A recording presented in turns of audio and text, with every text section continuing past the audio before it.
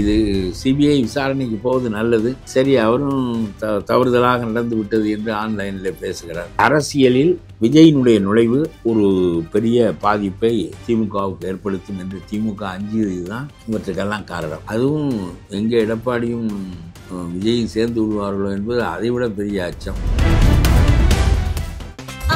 No compromise. உங்க சைடுலயும் எங்க சைடுலயும். It's a GT promise. GT Holidays, South India's #1 travel brand. October 16ஆம் தேதி பிறந்தநாள் கொண்டாடும் பாஜக மாநில தலைவரே, பரப்புரை நாயகனே, உங்கள் பயணம் வெற்றி பெற, சாதனைகள் புரிந்திட மனம் நிறைந்த வாழ்த்துக்கள். வி. ரமேஷ், மாவட்ட பொதுச் செயலாளர், மத்திய சென்னை மேற்கு மாவட்ட பாஜக. தமிழகம் தலைநிமிர தமிழனின் பயணம் என்ற முழக்கத்தோடு மக்கள் யாத்திரை செல்லும் தமிழக பாஜக மாநில தலைவர் நயினார் நாகேந்திரன் தலைமையில் சென்னை மின்ட் மணிக்குண்டு பகுதியில் வரும் 16ஆம் தேதி மாலை 5 மணிக்கு நடைபெறும் மாபெரும் பொதுக்கூட்டத்திற்கு அலைக்கடலாய் திரண்டு வாரீர். வழக்கறிஞர் வி. ரமேஷ், மாவட்ட பொதுச் செயலாளர், மத்திய சென்னை மேற்கு மாவட்ட பாஜக.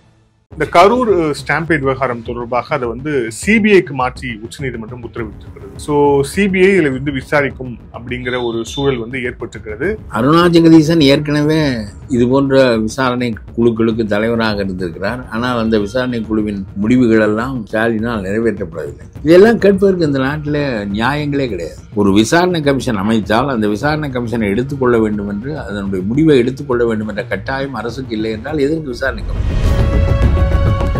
இந்த போலீஸ் சீமான் கேட்கிறார், அவர்களை போய் சுட்டார்கள், சுட்டவர்களின் மீது நடவடிக்கை எடு, அது ஒரு கொலை குற்றம் என்று நீதி விசாரணை கமிஷன் சொன்ன பிறகு கூட நடவடிக்கை எடுக்கவில்லை என்றால் இந்த போலீஸ் நல்ல போலீஸ் அதிகாரிகள் இல்லையா? இந்த சிபிஐ காரனுக்கு 2 மூளை இருக்கிறதா, இவனுக்கு 1 மூளை தான் இருக்கிறதா என்றாலும் கேட்கிறார். இப்படி எல்லாம் பேசுகிறாய் நீ, எல்லாம் உனக்கு 8 ஓட்டு போடுகிற மக்களை சொல்வதா, முன்னை சொல்வதா என்றே எனக்கு புரியவில்லை. அவன் சார்பு பார்வையோடு நடந்து கொள்கிறான், கொத்தடிமை போல நடந்து கொள்கிறான். நம்முடைய போலீஸ் சுயமாக செயல்படுகின்ற போக்கு இல்லை. நீங்கள் போய் ஒரு வழக்கு கொடுக்க வேண்டும் என்று சொன்னால், ஒரு வட்ட செயலாளர் என்னை அடித்து விட்டான் எல்லாம் கொடுக்க முடியாது, அதை வாங்கவே மாட்டான் அந்த வழக்கு. விஜய் மீது செருப்பு விழுந்தது, அதற்கு காரணம் ஒரு கவனம் ஈர்ப்புக்காக செய்தது அப்படின்னு சொல்லியிருக்காரு. ஸோ முழுக்க விஜய் தாமதமாக வந்ததுதான் இந்த நெரிசலுக்கே காரணம் அப்படின்னு முதலமைச்சர் சட்டமன்றத்தில் விளக்கம் கொடுத்திருக்காரு. செருப்பு அறிந்தவன் யாராக இருக்கட்டும், இதை ஆரம்பித்து வைத்தவனாக இருக்கட்டும், போலீஸினுடைய பங்கு இதில் என்னவாக இருக்கட்டும், எல்லாமே தெளிவாக தெரிவதற்குரிய வாய்ப்புகள் உண்டாகிவிட்டன. ஆனால் ஒன்று மட்டும், இவர் ரொம்ப காலம்தான் வந்தது, அது இவ்வளவு பெரிய கெடுதல் வரும் என்று தெரிந்திருந்தால் செய்திருக்க மாட்டார். அவர் மனமாற செய்த ஒன்றில்லை. அவரை பொறுத்தவரையிலும் அவர் ஒரு சினிமாக்காரராகவே இன்னும் இருக்கிறார். ஒரு அரசியல் தலைவராக அவர் ஆகவே இல்லை. 70 mm திரையிலே காட்டப்பட்ட பிம்பம் எப்படி ஒரு மிரட்சியை இளைஞர்களுக்கு உண்டாக்குகிறதோ, அந்த மிரட்சியை அப்படியே கொண்டு செலுத்த வேண்டும். பெண்கள் வருகிறார்கள், ஆண்கள் வருகிறார்கள், பிள்ளைகளை தூக்கி கொண்டு வருகிறார்கள். ஆகவே விஜய் ஒரு மாபெரும் சக்தியாக வெளிப்பட வேண்டும் என்றால் அந்த ஊருக்கு அவர் வருகின்ற போது அந்த ஊர் நிலை குலைய வேண்டும். இது சிபிஐ விசாரணைக்கு போவது நல்லது. சரி, அவரும் தவறுதலாக நடந்து விட்டது என்று ஆன்லைனில் பேசுகிறார். அரசியலில் விஜயினுடைய நுழைவு ஒரு பெரிய பாதிப்பை திமுகவுக்கு ஏற்படுத்தும் என்று திமுக அஞ்சியதுதான் இவற்றுக்கெல்லாம் காரணம். அதுவும் எங்கே எடப்பாடியும் விஜயும் சேர்ந்து விடுவார்களோ என்பது அதைவிட பெரிய அச்சம். ஆதரணியர்களுக்கு அன்பு வணக்கம். இன்றைய சிறப்பு நேர்காணலில் நம்முடன் இணைந்திருக்கிறார் தமிழ்நாடு தன்னுரிமை கழக தலைவர் பழகருப்பையா அவர்கள். வணக்கமே. நேற்று இந்த கரூர் ஸ்டாம்பேட் விவகாரம் தொடர்பாக அதை சிபிஐக்கு மாற்றி உச்சநீதிமன்றம் உத்தரவிட்டிருக்கிறது. ஸோ சிபிஐ இதில் விசாரிக்கும் அப்படிங்கிற ஒரு சூழல் ஏற்பட்டிருக்கிறது. அருணா ஜெகதீசன் கமிஷன், அதுக்கப்புறம் தமிழக அரசு சென்னை உயர்நீதிமன்றத்தில் அமைத்த எஸ்ஐடி எல்லாத்தையுமே நல்லிஃபையாக இருக்குது அப்படிங்கிறத பார்த்தோம். இந்த தீர்ப்பு தொடர்பான உங்களுடைய முதற்கட்ட பார்வை? இல்லை, இது ஒரு நல்ல செய்தி தான். ஏனென்றால் அருணா ஜெகதீசன் ஏற்கனவே இது போன்ற விசாரணை குழுக்களுக்கு தலைவராக இருந்திருக்கிறார். ஆனால் அந்த விசாரணை குழுவின் முடிவுகளெல்லாம் ஸ்டாலினால் நிறைவேற்றப்படவில்லை. அவர் சொன்னார், தூத்துக்குடியிலே 11 பேரை கொன்றார்கள் போலீஸ்காரர்கள், அநியாயமாக சுட்டு கொன்றார்கள், அமைதியாக ஊர்வலம் வந்த மக்களை சுட்டு கொன்றார்கள், அவர்களை பின்னால் சுட்டார்கள். ஆகவே அவர்கள் கல்லெறியவோ முன்னால் மோதவோ இல்லை, அவர்களை சுட்டார்கள். இந்த 17 போலீஸ்காரர்கள் மீது கிரிமினல் வழக்கு தொடர்ந்து நீண்ட நெடுங்காலம் சிறையில் வைக்க வேண்டும், இல்லாவிட்டால் தூக்கில் போட வேண்டும் என்கின்ற அளவிற்கு விசாரணை கமிஷன் குழுவில் முடிவு தெரிவித்த போது அதை எடுத்துக்கொள்ளவே இல்லை நம்முடைய ஸ்டாலின். இதெல்லாம் கேட்பதற்கு இந்த நாட்டில் நியாயங்களே கிடையாது. ஒரு விசாரணை கமிஷன் அமைத்தால் அந்த விசாரணை கமிஷனை எடுத்துக்கொள்ள வேண்டும் என்று, அதனுடைய முடிவை எடுத்துக்கொள்ள வேண்டும் என்ற கட்டாயம் அரசுக்கு இல்லை என்றால் எதற்கு விசாரணை கமிஷன்? எவ்வளவு 11 உயிர்கள் பறி போயின. அமைதியாக ஊர்வலம் வந்த மக்கள், எங்களுக்கு கேடு என்று சொன்ன மக்கள், ஆக இந்த போலீஸ் அதிகாரிகளெல்லாம் அங்கே 2வது சம்பளம் வாங்குகிறார்கள் ஸ்டெர்லைட்டில். அதனாலே அவர்கள் சுட்டார்கள். இவ்வளவு வன்கொடுமையாக சுட்டார்கள். இதாவது நசுங்கி செத்தார்கள், அறியாமையினால் செத்தார்கள். அது குறிவைத்து சுட்டான். அதற்கு கொடுக்கப்பட்ட தீர்ப்பில் அந்த போலீஸ்காரர்கள் வழக்கில் நிறுத்தப்படவே இல்லை, நீதிமன்றத்தில் நிறுத்தப்படவே இல்லை. இதான் இந்த அரசினுடைய போக்கு. அதே அருணா ஜெகதீசனை போட்டார்கள். இப்பொழுது இந்த விசாரணைகளெல்லாம் தள்ளுபடியாகிவிட்டன. நான் நினைத்தேன், நீதிமன்றத்தில் ஒரு உயர்நீதிமன்ற நீதிபதி இப்படி ஒரு கட்சிக்காரனை போல, மாவட்ட செயலாளரை போல போலீஸ்காரனை கமிஷனாக நியமிப்பது, மாவட்ட செயலாளர்கள் போல பேசுவது என்பதெல்லாம் ரொம்ப மோசமானது. இதெல்லாம் சுப்ரீம் கோர்ட் கண்டித்திருக்கிறது என்று சொன்னாலும் கூட அது மாதிரி அவ்வளோதான். கண்டனங்களோடு என்ன பயன் என்று கேட்கிறேன். அவர் மறுபடியும் இதே மனப்போக்குடையவராக இருந்தால் இது பல பேருக்கு ஒரு சார்பு பார்வையோடு இவர்கள் பார்ப்பதற்கு காரணமாக ஆகிவிடும். ஆகவே ஒன்று ஊர் மாற்ற வேண்டும், இல்லாவிட்டால் அதை ஒரு குறியில் வைத்து கொள்ள வேண்டும், ஏதாவது ஒன்று இருக்க வேண்டுமே. நீதிபதிகள் எந்த தவறு செய்தாலும் எனக்கு தெரிய குப்பையாக பணம் வைத்திருந்த ஒரே ஒரு நீதிபதி தான் விலக்கி வைக்கப்பட்டிருக்கிறாரே தவிர எந்த நீதிபதியும் எந்த தவறான தீர்ப்பு சொன்னதற்காகவும் தண்டிக்கப்பட்டதாக வரலாறு கிடையாது. அவர்கள் இறக்கி வைத்தார்கள். ஏதோ ஒன்று இருக்க வேண்டும். ஒன்றுமே இல்லாவிட்டால் ஒரு நீதிபதிக்கு இருக்க அளப்பரிய அதிகாரத்திற்கு அவர் அவர் அவர் சொன்னதையெல்லாம் நான் உண்மை என்று நம்பிவிட்டேன். என்ன இவ்வளவு கடுமையாக ஒரு நீதிபதி கோபப்படுகின்ற அளவிற்கு நடந்திருக்கிறதே என்று சொல்லி. ஆனால் சார்பு பார்வையோடு இவர்கள் இருக்கிறார்கள் என்பது சுப்ரீம் கோர்ட்டு தீர்ப்பினால் தெரிய வருகிறது. தேவையில்லாமல் இன்னொரு கோர்ட்டு விசாரிக்கின்ற போது இவர் நுழைகிறார், இவர் ஒரு விசாரணை கமிஷனை போடுகிறார். இதெல்லாம் அப்புறம் நீதிமன்றங்களே இப்படி நடந்தால் அப்புறம் யாரை நம்புவது என்கின்ற கேள்வி வந்துவிடும். இதோடு சிபிஐ விசாரணைக்கு வந்தது என்பது நல்லது. ஏனென்றால் இந்த போலீஸ் சீமான் கேட்கிறார், நம்முடைய மரியாதையே போய்விட்டது, நம்முடைய போலீஸினுடைய மரியாதையே போய்விட்டது. என்ன இருக்கிறது போலீஸுக்கு மரியாதை? உனக்கு புத்தி இருந்தால் பேசுவாயா? இந்த போலீஸ்காரன் 17 பேரும் சேர்ந்து கொண்டு 11 பேரை சுட்டானே, இவனிடம் எந்த நீதி உணர்ச்சியாக இருந்ததா? அந்த மக்கள் செய்த குற்றம் என்ன? என்ன குற்றம் செய்தார்கள்? அவர்கள் ஊர்வலம் போனார்கள், மனு கொடுக்க போனார்கள், அவர்களை போய் சுட்டார்கள். சுட்டவர்களின் மீது நடவடிக்கை எடு, அது ஒரு கொலை குற்றம் என்று நீதி விசாரணை கமிஷன் சொன்ன பிறகு கூட நடவடிக்கை எடுக்கவில்லை என்றால் இந்த போலீஸ் நல்ல போலீஸ் அதிகாரிகள் இல்லையா? இந்த சிபிஐக்காரனுக்கு 2 மூளை இருக்கிறதா, இவனுக்கு 1 மூளை தான் இருக்கிறதா என்றாலும் கேட்கிறாய். இப்படியெல்லாம் பேசுகிறாய். நீ எல்லாம் உனக்கு 8% ஓட்டு போடுகிற மக்களை சொல்வதா, உன்னை சொல்வதா என்றே எனக்கு புரியவில்லை. இதெல்லாம் என்ன அசிங்கமான பேச்சு. அவன் சார்பு பார்வையோடு நடந்து கொள்கிறான், கொத்தடிமை போல் நடந்து கொள்கிறான். நம்முடைய போலீஸ் சுயமாக செயல்படுகின்ற போக்கு இல்லை. நீங்கள் போய் ஒரு வழக்கு கொடுக்க வேண்டும் என்று சொன்னால் ஒரு வட்டச் செயலாளர் என்னை அடித்து விட்டானெல்லாம் கொடுக்க முடியாது, அதை வாங்கவே மாட்டான் அந்த வழக்கை. ஆகவே மக்களுக்காக நடைபெறுகின்ற ஆட்சி இல்லை இது. அது கட்சிக்காக நடைபெறுகின்ற ஆட்சி, அவர்களுடைய குடும்பத்திற்காக நடைபெறுகின்ற ஆட்சி. அதிலெல்லாம் போலீஸை கெடுத்து வைத்திருக்கிறார்கள். 5 உனக்கு சீமானுக்கு சொல்கிறேன், யோசனையோடு பேச வேண்டாமா? நீ ஆடு மாடுகளுக்கு மாநாடு நடத்து, பன்னிக்குட்டிக்கு மாநாடு நடத்து, அதெல்லாம் சரியானது. ஏனென்றால் ஏறத்தாழ 5 அறிவு விலங்குகளுக்கு மாநாடு நடத்துகின்ற தரத்தில் தான் நீ இருக்கிறாய். இது மாநாடு நடத்து. அவர்களுக்கு கருணை, அந்த விலங்குகளுக்கு கருணை காட்ட வேண்டும் என்று சொல்வது வேறு, அவை ஏதோ மாநாட்டில் கலந்து கொண்டு காது கொடுத்து உன் பேச்சை கேட்க போவது போல் நீ அவர்களை திரட்டி வைத்து மாநாடு நடத்துவது வேறு. 2 மூளை இருக்கிறதா, 1 மூளை இருக்கிறதா? தன்னுடைய போலீஸினுடைய மரியாதை போய்விட்டு. போலீஸுக்கு என்ன மரியாதை இருக்கிறது? ஊர்வலம் போன 11 மக்களை சுட்டு கொண்ட இந்த போலீஸுக்கு என்ன மரியாதை சொல்லு? நீ எல்லாம் ஒரு தலைவன் என்று கட்சி வைத்திருக்கிறாய், உன்னை பின்பற்றுவதற்கு 10 பேர் இருக்கிறான், உனக்கு 8% ஓட்டு கிடைக்கிறது என்று சொன்னால் இதை விட அசிங்கம் எதுவும் கிடையாது. பெரியார் பெரியம்மாவிடம் போக சொன்னார், சின்னம்மாவிடம் போக சொன்னார் என்று பேசி வண்ணி உடனே அதற்கு ஆதாரம் இருக்கிறது என்று சொன்னால் அந்த அண்ணாமலை அவர் ஆதாரம் காட்டவும் இல்லை. இந்த ஆள் அது எந்த பக்கத்தில் இருக்கிறது, எந்த புத்தகத்தில் இருக்கிறது என்று சொல்லவும் இல்லை. யாருக்காகவாவது கூலிக்கு பேசுவது என்கின்ற நிலைமையில் ஒரு தலைவன் இருந்தால் அப்புறம் எப்படி இந்த நாடு வழங்கும்? உன்னுடைய அறிவு குறைவாக இருந்தால் கூட நான் உன்னை பெருந்தன்மையோடு நினைப்பேன்.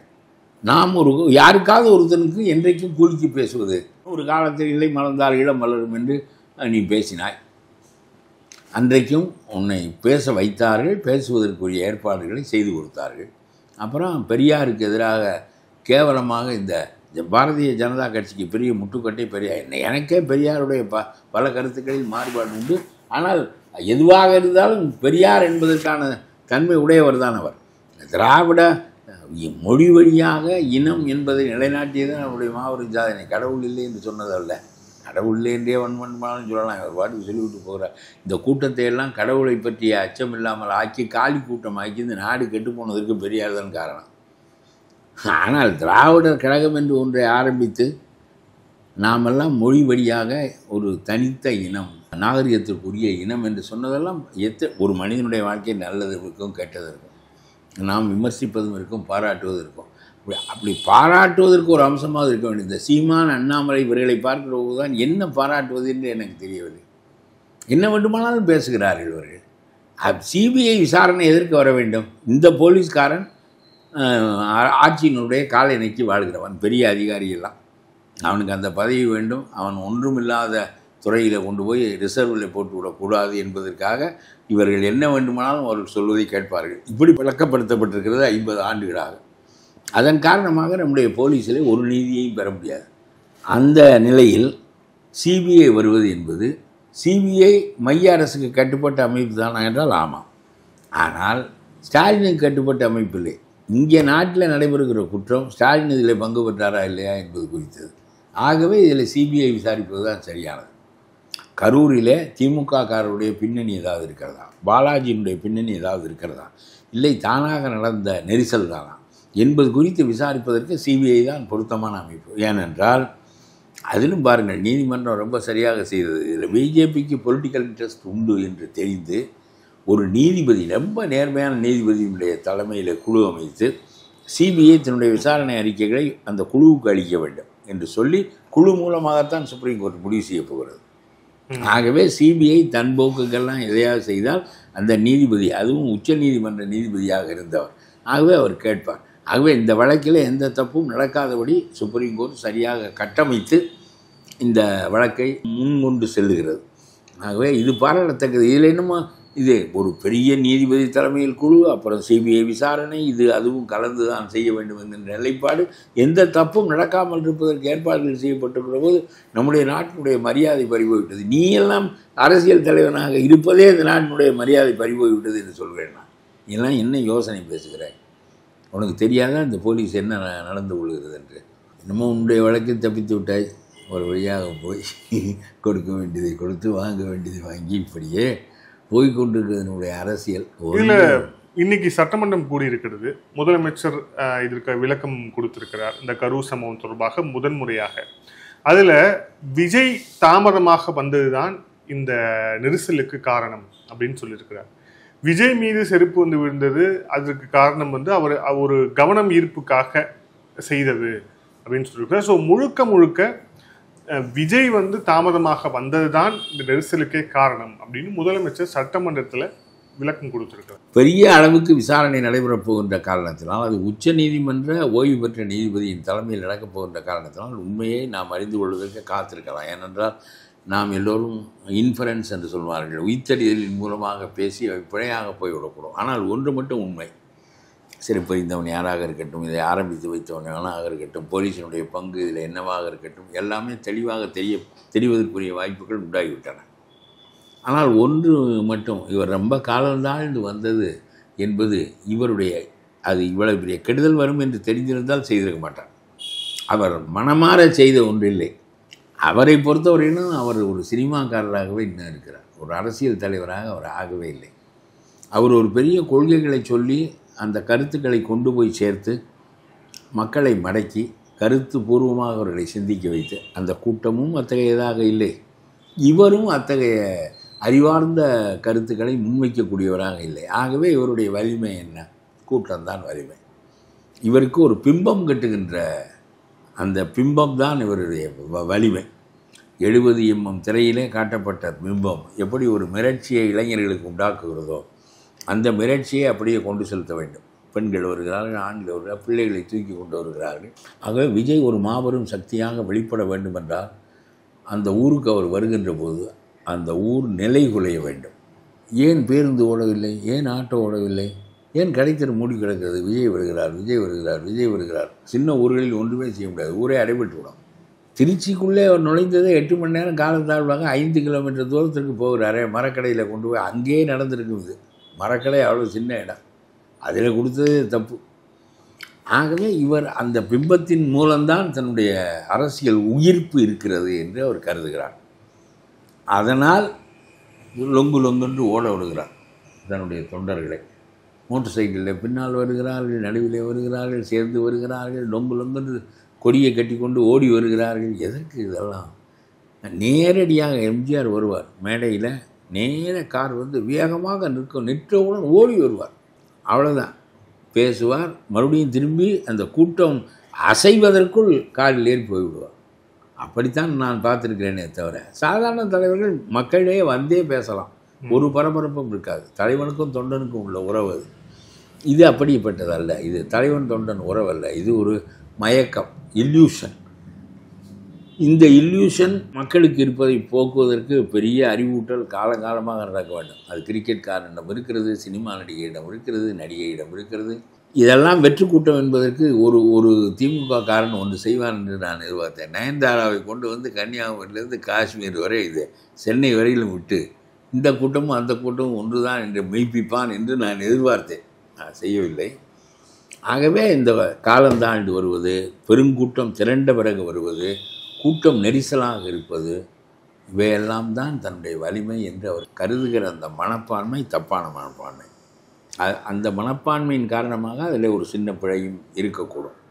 ஆனால் இது வேண்டுமென்று நடந்த ஒன்றில்லை. தூத்துக்குடி போல குறிவைத்து சுடப்பட்ட நிலை இல்லை. ஆகவே அது எது உண்மை என்று தெரியட்டும். மிரண்டு விட்டார், ஓடி வந்து விடுவது. பத்திரிகைக்காரனை பார்த்து போலீஸ்காரன் உடனே வெளியேறுங்கள் என்று சொன்னான் என்றார். போலீஸ்காரன் ஏற்கனவே சொல்லியிருக்கான், பேருந்தை உள்ளே விடாதே, ஏற்கனவே நெரிசலாக இருக்கிறது, இதற்கு ஊடறுத்து போவதற்கு 20 அடி இடம் வேண்டும், அது ஊடறுத்து போகுமானால் அதனால் சிரமம் ஏற்படும் என்று சொல்லியிருக்கிறான். அது வரைக்கும் அதெல்லாம் கிடையாது, விடு, நாங்கள் சொன்ன இடத்தில் தான் போய் நிற்போம். இதெல்லாம் தேவையில்லாத வேலை என்று நான் சொல்லுகிறேன். ஆக இது சிபிஐ விசாரணைக்கு போவது நல்லது. சரி, அவரும் தவறுதலாக நடந்து விட்டது என்று ஆன்லைனில் பேசுகிறார். அரசியலில் விஜயினுடைய நுழைவு ஒரு பெரிய பாதிப்பை திமுகவுக்கு ஏற்படுத்தும் என்று திமுக அஞ்சியது தான் இவற்றுக்கெல்லாம் காரணம். அதுவும் எங்கே எடப்பாடியும் விஜயும் சேர்ந்து விடுவார்களோ என்பது அதைவிட பெரிய அச்சம். அதனாலே நான் ரொம்ப முதலாக இதை பற்றி ஒரு கருத்து சொன்னேன். எடப்பாடியினுடைய கூட்டத்திற்கு சுவரொட்டி அடிக்கிறார்கள் விஜய் கட்சிக்காரர்கள், எடப்பாடியாரே வருக என்று. கொடியை தூக்கி கொண்டு அந்த கூட்டத்துக்குள்ள 4 பேர் போகிறார்கள், 6 பேர் போகிறாங்க, 2 பேர் போகிறேன், அது முக்கியம் இல்லை. இந்த தினகரன் கேவலமாக அதிமுக காரங்கிட்டே கொடியை கொடுத்து வர சொன்னார் என்று சொல்லி கேவலமாக பேசுவார். இந்த தினகரனுக்கு அவ்வளவு வெறும் வெட்டிப்பகை. அதனால் அப்பொழுது நான் சொன்னேன், மேல்மட்டத்திலிருந்து கூட்டணிகள் தொடங்கும், இப்பொழுது கீழ்மட்டத்திலிருந்து தொடங்கி இருக்கிறது. தொண்டர்கள் பாதுகாப்பு வேண்டும் என்று நினைக்கிறார்கள். நாம் எல்லாவற்றையும் இழந்து விட்டு போவதை விட சில இடங்களை பெற்று எதிரியை நீக்குவது இன்றியமையாதது, ஸ்டாலினை நீக்குவது என்று அவர்களுக்கு புரிந்திருக்கிறது. கூட்டணி கீழே இருந்து ஆரம்பமாகிறது என்று சொல்லிவிட்டு நான் சொன்னேன், ஒருவேளை விஜய்க்கு ஒரு கருத்து மயக்கம் இருக்கலாம். கருத்து மயக்கம் என்று சொல்வதை விட கருத்திலே ஒரு உறுதிப்பட்ட நிலை இருக்குமானால் அவர் சொல்லுவார், பிஜேபியை ஃபேசிஸ்ட் ஃபோர்ஸ் என்று சொன்னவர்கள் நாங்கள். ஃபாசிஸ்ட் ஃபோர்ஸ் என்பதை விட கூடுதலாக ஒரு கட்சியை விமர்சிக்க முடியாது. முசோலினி போல, ஹிட்லர் போல என்று ஒருத்த மனிதனை சொல்லிவிட்டார், பிறகு அவனுடைய வாடகை கூட அடிக்கக்கூடாது என்று அவர் முன்வைப்பாரே. ஆனால் அந்த நிலையில் எடப்பாடி பிஜேபியை உதறிவிட்டு விஜயை சேர்த்து கொண்டு இன்னும் சில சமய சார்பற்ற கட்சிகளை சேர்த்து கொண்டு ஒரு வலிமையான கூட்டணி அமைப்பதன் மூலம் ஏற்பட போகின்ற இழப்பு 5% பிஜேபி ஓட்டு உங்களுக்கு கிடைக்காது, அந்த அதிகாரம் கிடைக்காது, அவர்களிடமிருந்து வருகின்ற பெரும்பணம் கிடைக்காது. அதெல்லாம் நீங்கள் திரட்டி கொள்ளலாம். 5% ஓட்டு ஒன்றும் ஆகாது. அதற்கு பதிலாக 12% ஓட்டு இடம்பெறும். சமய சார்பற்ற கூட்டணிக்கு வந்து விட்டால் விஜயையும் வைத்து கொண்டு இதை செய்கின்ற போது நிச்சயமாக முஸ்லீம்கள், கிறிஸ்தவர்கள் முழுமையாக நிற்பார்கள், முஸ்லீம்கள் பாதி பேர் இடம்பெயர்ந்து வந்து விடுவார்கள். ஆகவே இது முதலிலே திமுகவுக்கு இழப்பு. திமுக எந்த பீடத்தில் நின்று கொண்டிருக்கிறதோ அந்த பீடம் அசைக்கப்பட்டுவிடும். ஆகவே உறுதியாக இது வெற்றியாக மாறும். திமுக அதோடு முடியும். இந்த அணி பெரிய வலிமை பெறுகிறதே என்று சொல்லி அவரோடு சேர்ந்து இருக்கிறவர்கள் இடம் மாறுவதற்கு முயல்வார்கள். சொல்ல முடியாது, காங்கிரஸை அத்துக்கொண்டு ஓடி வந்தாலும் வரக்கூடும் என்று நான் முதலாக கருத்து வைத்தேன். அதுக்கு பிறகு தான் எடப்பாடியெல்லாம் கூட விஜய் வருவார் என்கின்ற கருத்தினை வெளிப்படுத்துகிறார். ஏன்னா அவர் அவசரமாக வெளிப்படுத்த முடியாது, அவர் கொஞ்சம் இதை காத்திருந்து நிதானமாகத்தான் செய்ய வேண்டும். நான் கருத்து சொல்லுகின்ற என்ற முறையில் சரியான நிலைப்பாடு என்று சொன்னேன். ஆகவே நம்ம பிஜேபியோடு சேர்ந்து விட்டோமே என்றெல்லாம் கருத வேண்டியதில்லை. சேர்ந்தோம், விலகினோம், சேர்ந்தோம், எல்லாம் தான் நடந்து கொண்டிருக்கிறது. முன்பு சேர்ந்தோம், பின்பு விலகினோம், பின்பு சேருகிறோம், எல்லாம் தான் நடக்கிறது. ஒருவனும் வரவில்லை என்றால் இருட்டிலே தனியாக விசிலடித்து கொண்டு போவதை விட ஒருத்தன் தோளில் கை போட்டு கொண்டு போவது நல்லது தானே. அந்த அடிப்படையில் இப்பொழுது விஜய் வருவாரேயானால் நான் விஜயினுடைய வாக்கு வங்கி எவ்வளவு என்று பெரிதாக சொல்லவில்லை, இந்த 10-12% தான் இருக்கும். ஆனால் சிறுபான்மையினுடைய மனநிலையில் பெரிய மாற்றம் ஏற்படும் என்பது இந்த அணிக்கு பெரிய பலமாக இருக்கும். என்றால் ஸ்டாலினுடைய அடித்தளமே அவர்கள் தான். அந்த அடித்தளத்தை எடுத்து விட்டால் ஸ்டாலின் ஆட்டம் கண்டு விடுவார், கூட்டணியே ஆட்டம் காணும். ஆகவே இந்த முடிவு அரசியலில் வர வேண்டும் என்பது என்னுடைய கருத்து, அவ்வளோதான். அப்புறம் பாருங்கள், சுப்ரீம் கோர்ட் எல்லாவற்றிலும் சரியாக இருந்தால் சீமானை போல் அதுவும் ஒரு கருத்து சொல்லியிருக்கிறது. இந்த கபில் சிபலுக்கு நல்ல ஆளுக்கு, அவருக்கு நிறைய பணம் இருக்கிறது, பேசி பேசி பேசி பேசி கண்டவால பணம் வைத்திருக்கிறார். ஒரு வக்கீலாக இருந்து இவர்களெல்லாம் சம்பாதிப்பதெல்லாம் பார்த்தால் அம்பானியை விட இவர்கள் தான் ரொம்ப கெட்டிக்காரர்கள் என்று எனக்கு தோன்றுகிறது. பழி வாங்குகிறார்கள் என்று ஒரு நாளும் ஒரிசாவினுடைய சீஃப் மினிஸ்டராக இருந்த பட்நாயக் சொன்னதில்லையே, அவர் ஒரு ஊழலும் செய்ததில்லையே. 30 ஆண்டுகள் நாடாண்டாரே, 10 காசு பைக்குள் வைத்துக் கொள்ளவில்லையே. 30 ஆண்டுகளாக அந்த மனிதன் ரொம்ப நீண்ட காலம் இருந்து விட்டார். வேறொரு மனிதன் ஆதிக்கம் செலுத்துகிறான், அவன் அந்நியனாக இருக்கிறான் என்ற முட்டாள்தனத்தின் பேரில் அவருடைய ஆட்சி கவிழ்க்கப்பட்டதே தவிர, அது மாதிரி ஆயத்தத்துறை ஏன் பட்நாயக் வீட்டுக்கு போகவில்லை, உன் வீட்டுக்கு வருகிறது? பூனை எலியை தான் பிடிக்கும், அதுக்கு என்ன செய்வது? பூனையை பிடிக்காது, பூனை எலியைத்தான் பிடிக்கும். அதனாலே இந்த பெரிய வழக்கு நடக்கிறது. இப்பொழுது நம்முடைய கபில் சிபல் சொல்லுகிறார், எவ்வளவு இப்படி இருந்தால் மாநில அதிகாரம் என்ன ஆகும், மாநில அரசு என்ன ஆகும்? அப்புறம் இவர்கள் மாநில காரியாலயத்துக்குள் நுழைவது, அரசுக்குள் நுழைவது, அரசுக்கு தனி அதிகாரம் இருக்கிற போது, விசாரிப்பதற்கு தனி அதிகாரிகள் இருக்கின்ற போது, அந்த விசாரணை வளையம் மாநில அரசுக்கு கட்டுப்பட்டதாக இருக்கின்ற போது, அதிகாரங்கள் பிரித்து வைக்கப்பட்டிருக்கின்ற போது, டாஸ்மார்க்கிலே ஊழல் நடந்தால், அதற்கு கட்டுப்பட்ட ஒரு நிறுவனத்தில் ஊழல் நடந்தால் ஸ்டாலின் விசாரிப்பாராம். ஊழல் செய்ததே ஸ்டாலின் தானே. இது என்ன இந்த கபில் சிபல் இதுக்கு போய் பேசுகிறார் இந்த ஆள்? இதில் மாநில அதிகாரம் இல்லை, சீமான் சொல்லட்டும். சீமான் தகுதி என்ன என்று உலகத்துக்கு தெரியும். அது மாநிலத்தினுடைய அதிகாரம் என்னாகும், போலீஸினுடைய மரியாதை என்னாகும். அவனுக்கு 2 மூளையாக இருக்கிறது, 20 மூளையாக இருக்கிறது. ஒரு மூளையில் நியாயமாக சிந்திப்பதற்கு தகுதி வேண்டும். ஒரு மூளை தான் உன்னை யோக்கியனாக்குகிறது, அதே மூளை தான் உன்னை அயோக்கியனாக்குகிறது. காந்தி 2 மூளையை வைத்திருந்தார். காந்தி 2000 கோடி மூளை வைத்திருக்க வேண்டும், காந்தியை போல் ஒரு மனிதன் அந்த பெருமையையும் நிலைப்பாட்டையும் கொள்வதற்கு. இதெல்லாம் பேச்சென்று பேசுகிறாயே. எனக்கு சீமானை பற்றி வருத்தமே ஏற்படாது. இவனுக்கு போய் இந்த ஆளுக்கு போய் 8% ஓட்டு போடுகிறார்களே. சீமான் அண்ணன் என்று சொல்லி பெரியாரை பற்றி பேசியதற்கு அடையாளம் என்னிடம் இருக்கிறது என்று சொல்கிறார் என்னுடைய அண்ணா. ரொம்ப இந்த கவர்னர், அண்ணாமலை, சீமான் 3 பேருடைய பேச்சையும் கேட்டால் நம்ம கிறுக்கு பிடித்துக்கணும். 3ம் ஒரே ரகம், என்ன செமி என்று சொல்வார்கள், அந்த மாதிரி ரகம் இவர்கள் 3 பேரும். அண்ணாமலை, சீமான், நம்முடைய கவர்னர். தேவையில்லாத வேலை இதெல்லாம். ஆகவே இந்த கபில் சிபல் பேசியிருக்கிறார், அதற்கு நீதிமன்றம் சொல்லுகிறது இது நாம் சிந்திக்கத்தக்கதாக இருக்கிறது. பிறகு மாநில அதிகாரங்கள், மாநில அரசு எதற்கு என்ற கேள்வி நான் கேட்கிறேன். டாஸ்மார்க்கை கொண்டு போய் என்றைக்கு சுப்ரீம் கோர்ட்டு மாநில அதிகாரத்துக்கு உட்பட்டது என்று அவர்கள் கையிலேயே விட்டு விடுவோம். நான் சொல்லுகிறேன், ஐயர் சாமி விட்டு நகையை, அம்மனுடைய நகையை களவாண்டு விட்டால் விசாரணை ஐயரே போடுவதா? கருவறைக்குள் போகக்கூடாது என்று சொல்வதா? ஆகவே இந்த வழக்கு திரும்ப மாநில அதிகாரத்துக்கு உட்பட்டது என்று வந்து விடுமானால் சுப்ரீம் கோர்ட் வரலாற்று பூர்வமாக தோற்றுவிடும். சுப்ரீம் கோர்ட் தன்னுடைய மதிப்பை இழந்துவிடும் என்றே நான் சொல்கிறேன். வாட்ச் டாக் ஆஃப் டெமோக்ரஸி என்கின்ற நிலையே போய்விடும். குற்றம் செய்தவன் அவன் என்று சொல்லிக் கொண்டிருக்கிறோம். ஆயத்த வரி கட்டாமல் சரக்கை வெளிப்படுத்தினான், போத்தலுக்கு 10 ரூபாய் வெளிப்படுத்தினான் என்றெல்லாம் பேசிக் கொண்டிருக்கிறோம். அப்புறம் அந்த அதிகாரத்துக்கு உட்பட்டது தான் அது. மாநில அரசாங்கமே விசாரிக்கட்டும் என்றால் திருடனுக்கு விசாரணை கமிஷன் வைத்துக் கொள்வானா? அதை விட கேவலமானது ஒன்றும் கிடையாது. ஆகவே சுப்ரீம் கோர்ட் பல சமயங்களில் இப்படியும் பேசுகிறது, அப்படியும் பேசுகிறது. ஒரு வரலாற்று சம்பவம் தொடர்பாக குறிப்பாக நம்மளுடைய முன்னாள் நிதியமைச்சர் ப. சிதம்பரம் அவர்கள் ரொம்ப ரீசெண்டாக ஒரு இடத்துல பேசும்போது, இந்திரா காந்தி அவர்கள் நடத்திய இந்த ஆப்ரேஷன் ப்ளூ ஸ்டார் அப்படிங்கிறது தவறு, அப்படி செஞ்சிடக்கூடாது, பொற்கோயிலில் போய் நம்ம இறங்கிடக்கூடாது, ஆர்மிலாம் போய் இறங்கிடக்கூடாது அப்படின்ட்டு அவர் பேசியிருக்கிறார் அப்படிங்கிறத பார்க்குறோம். இது மிகப்பெரிய விவாதமாக டெல்லி வட்டாரத்தில் மாறியும் இருக்கிறது. உங்களுடைய பார்வை என்ன? ஏன்னா நீங்கள் ஆனால் உண்மையில் சொல்லுகிறேன், சிதம்பரம் பேசியதில் தவறு ஒன்று இல்லை. சிதம்பரம் பேசிவிட்டு அங்கே இருக்க முடியாது. அவர் கட்சி வைத்திருந்தாலுமே ஒப்புக்கொள்ள மாட்டார்கள். நான் சொல்லுகிறேன், ப்ளூ ஸ்டார் அதுவும் அவர்கள் ரொம்ப கடுமையானவர்கள் சீக்கியர்கள். இந்தியாவிலேயே ஜெனரல் டயர் என்கின்ற ஒருவன் சுதந்திர போராட்டத்தின் அதுதான் காந்தியை வேகப்படுத்தியது.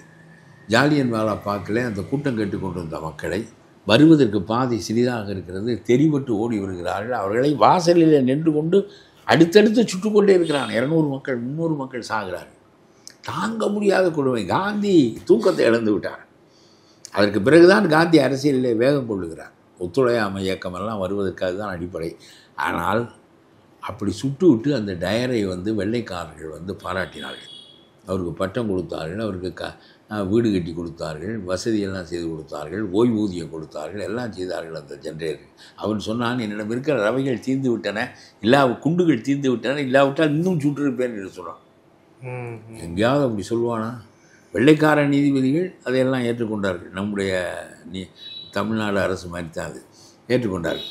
அதற்கு பிறகு 40 ஆண்டுகள் கழித்து ஒரு சீக்கியன் அவனையே பின்பற்றி கொண்டிருந்துட்டு கடைசியில் அந்த ஜெனரல் டயரை சுட்டு கொண்டு விட்டான். சீக்கிய மதம் போல் இந்தியாவிலேயே 2 சமூகம் ரொம்ப வீரமான சமூகம், அந்த அசைய மாட்டார்கள். எல்லாவற்றும் உயிரிழப்புக்கு தான் பழக்கப்படுத்தப்படுவார்கள் அவர்கள். ஒரு முறை கரியப்பா சொன்னாராம், இந்த வேலையை செய்தவன் ஒன்று கூர்க்கு வீரனாக இருக்க வேண்டும், இல்லைன்னா சீக்கிய வீரனாக இருக்க வேண்டும். சாவு என்பது அவன் சாவது என்பதை பெருமையாக நினைத்து பழக்கப்பட்டுவேன். நம்ம தமிழனை ஒரு காலத்தில் இப்படி பழக்கப்படுத்தி இருக்கிறார்கள். களிர் எரிந்து வருதல் காளைக்கு கடனே. ஏண்டா சாகிறது பெரிய காளைக்கு கடனா, இல்லை இன்னொருத்தனை குத்தி கொள்வது பெரிய காளைக்கு கடனா? நான் ஒத்துக்கொள்ள மாட்டேன். இது ஒரு பெரிய வேலை. அரசன் அடித்து கொண்டாந்து கருவூலத்தையும் கொண்டி மகளிரையும் வைத்துக்கொள்வேன், உனக்கு கொஞ்சம் கொடுப்பேன். இது ஒரு பெரிய வேலையா? இது பெரிய வீரமா என்று கேட்கிறேன் நான். இந்த கடிலறிந்து பெயர்தல் காளைக்கு கடனே என்பதெல்லாம் மனித உயிர்கள் பறிக்கப்படுகின்றன. எதற்காக? அவனுடைய ஆடு மாடுகளை மேய்த்து கொண்டு வருவதற்காக, அவனுடைய சொத்தை பறித்து கொண்டு வருவதற்காக அரசன் ஏவுகிறான். நீ அந்த வேலையை செய்கிறாய், செய்து விட்ட பிறகு உனக்கு கொஞ்சம் பங்கு கிடைக்கிறது, அரசனுக்கு கருவூலம் சேர்கிறது என்பதற்காக நீங்கள் செய்கின்ற போரெல்லாம் பெரிய வீரப்போரா என்று கேட்கிறேன் நான். அந்த வீரயுகம் என்கின்ற பாடல்களில் பாதி பாடல்களில் எனக்கு உடன்பாடு இல்லை. அது ஒரு பக்கம் இருக்கட்டும். இந்த சீக்கியன் கடைசியில் ஜெனரல் டயர் சுட்டுக் கொல்லப்பட்டு செத்தான். அதே மாதிரி தங்க கோயிலுக்குள் எப்படி நீ வரலாம்? இவர்கள் தங்க கோயிலுக்குள் ஒரு எக்ஸ்ட்ரீமிஸ்டை பதுக்கி வைத்திருந்தார்கள். பிந்திரன்வாலாக அவர்கள் வைத்திருக்கக்கூடாது. நீ வெளியே போய் நடத்து, எங்களுக்கு குருநானக் முக்கியம், அந்த நூல் முக்கியம், நீ வெளியே போயிரு என்று சொல்ல வேண்டும். அதை விட்டு அவனை உள்ளே வைத்திருந்தார்கள். இந்திரா காந்தி அவனை பிடிப்பதற்கு ஆரம்பித்து என்பதால் கொன்று விட்டான். இது ஒரு பக்கம் இருக்கட்டும். அதனால் சீக்கியர்கள் காங்கிரஸ் மீது பெரிய வெறுப்பு கொண்டார்கள். மன்மோகன் சிங்கை தலைமை அமைச்சர் ஆக்கி அந்த பகைமையை போக்கினார். ராஜீவ்காந்திக்கு பின்னால் இந்த குடும்பம் சோனியா காந்தி போக்கி அந்த பகையை போக்குகிறார்கள். ஆனால் மிகச்சிறந்த தலைமை அமைச்சர் மன்மோகன் சிங். இந்திய வரலாற்றினுடைய தலைமை அமைச்சர்களிலேயே இந்த மார்க்கெட் எக்கானமியை புகுத்தி, சோசலிசத்தை அமுக்கி மார்க்கெட் எக்கானமியை புகுத்தி, இன்றைக்கு இவர்கள் செய்வதெல்லாம் பின்னால் வருகிறவர்கள். ஸ்டாலின் காணுகிற வளர்ச்சியெல்லாம் மன்மோகன் சிங் உண்டாக்கிய வளர்ச்சி. ஆனால் இதற்கு முன்னால் 15 ஆண்டுகளுக்கு முன்னால் ராஜாஜி சொல்லுகிறார், சோசலிசம் தான் உனக்கு. நான் கொஞ்சம் சோசலிசம் மனப்பான்மையுடையது தான்.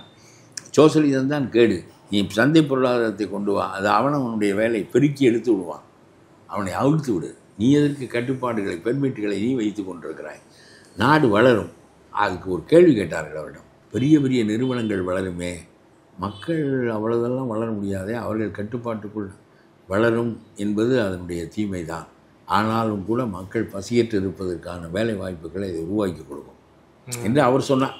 அது ஒரு பக்கம் இருக்கட்டும். மன்மோகன் சிங் பெரிய தகுதியான தலைமை அமைச்சரை சீக்கிய இனத்திலிருந்து கொண்டாந்து சீக்கிய பகையை போக்கினார்.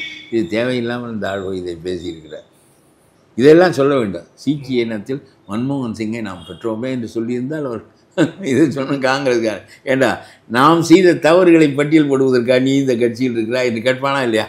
காங்கிரஸ் என்பது மிகச்சிறந்த இயக்கம், மிகச்சிறந்த இயக்கம். அது காந்தி உருவாக்கி வைத்த அடித்தளம் மிகச்சிறந்தது. அதனாலே நல்லதையும் செய்தார்கள், இந்தியாவுக்கு கெடுதலையும் செய்தார்கள். ஒப்பிட்டு பார்த்தால் நல்லதுகள் கூட இருக்கும். பெரிய மாற்றங்கள் அவர்களால் தான் உண்டாக்க முடியும், இவர்களால் உண்டாக்க முடியாது. பெரிய மாற்றம், கிரீன் ரெவல்யூஷனை அவன் தான் கொண்டு வந்தான். என்ன செய்யவில்லையே? மார்க்கெட் எக்கானமியை அவன் தான் கொண்டு வந்தான். எத்தனையோ காரியங்கள் செய்திருக்கிறார்கள். இது போன்ற தவறுகளும் அவர்கள் செய்திருக்கிறார்கள். எமர்ஜென்சியை கொண்டு வந்திருக்கிறார்கள், ஈழத்தை அழித்திருக்கிறார்கள். இவையெல்லாம் தவறுகள் தான். எல்லாம் தான் இருக்கும். குணம் நாடி குற்றமும் நாட வேண்டியதான் என்று வைத்துக் கொள்ளுங்கள். அதிலே இந்த சிதம்பரம் சும்மா ஒரு ஒரு பெரிய அறிவாளி என்ற எண்ணம் அவருக்கு உண்டு. ஆங்கிலத்தை தெளிவாக பேச தெரிந்தவனெல்லாம் இந்த நாட்டில் அறிவாளியாக கருதப்படுவான். அந்த வகை அறிவாளி அவர். அதனாலே கொழுப்பு இருக்க விடாது. பேசுவார், ஏதாவது நடுவே நான் ஒருவன் இருக்கிறேன் என்று பேசுவார். ஆளுங்கட்சியாக இருந்தால் சிதம்பரத்தை எல்லாம் ஊருக்கு அனுப்பியிருப்பார்கள். கட்சி தளர்ந்திருக்கிற காரணத்தினால் இருக்கிறவனை அனுப்பிவிட வேண்டாம் என்று வைத்துக் கொண்டிருக்கிறார்கள். அப்பனுக்கு எம்பி பதவி, மகனுக்கு எம்பி பதவி மிரட்டி வாங்குகிறார்கள் அந்த இடங்களை. அவர் என்ன பெரிய பணக்கார வீட்டில் பிறந்தவரே இவர் ஊழல் செய்தார், 100 நாள் உள்ளே இருந்தார் என்றவுடன் எனக்கு இந்த மதிப்பே போய்விட்டது. நன்றி சார். பல்வேறு கேள்வி. Thank you sir. Thank you so much.